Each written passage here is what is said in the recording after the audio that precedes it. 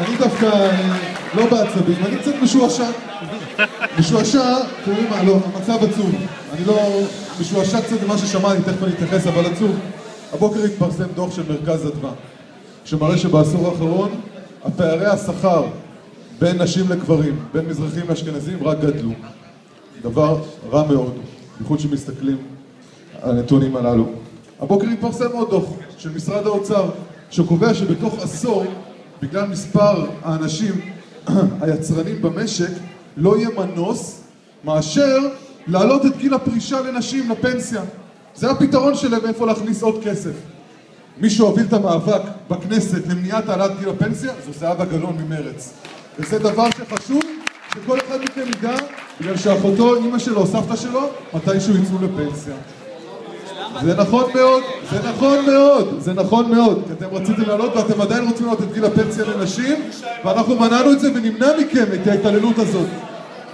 עכשיו תראו, בסוף כולם פה קמים אומרים כמה רע המצב, כמה ביבי רע, אוי אוי אוי, אבל מה? אף מפלגה כאן לא מתחייבת שלא תשב איתו בממשלה. אף מפלגה כאן לא מתחייבת. כולם ירוצו לממשלה ולשרים שלקצץ שרים. כולם פה ירצו, אנחנו היחידים. תקשיבו, קול למרץ הוא קול בטוח שלא נשב בממשלה עם ביבי נתניהו.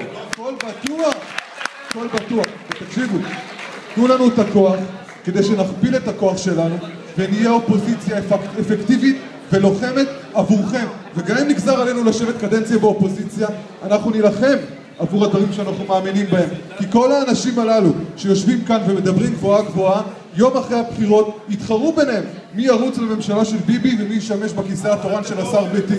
אנחנו לא רק שאנחנו עוברים, אנחנו מזכירים גם מכפילים את הכוח שלנו.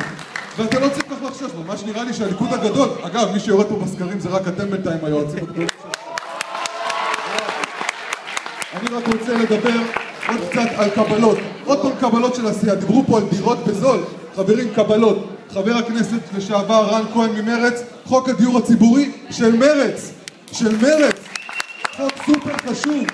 חוק התספורות נגד הטייקונים, אתם יודעים מה זה, כדי שהטייקונים לא יכולו לגזור עלינו את ההפסדים שהם זה ויצטרכו להכניס את היד לכיס שלהם במקום לחשבוננו. זהבה גלאון ממרץ, חוק שעבר בשנה האחרונה. המאבק על נגישות, מאבק חברתי סופר חשוב של אילן גילאון. המאבק של ניצן הורוביץ על הפרדת דת ומדינה, שיש לה קשר ישיר לנושאים חברתיים כמו מאבק על שעון הקיץ שחוסך מיליארדים למשק, של מרץ. תודה לך. כשאתם באים להצביע, תראו מי מגיע עם קבלות על עשייה. תודה דרור.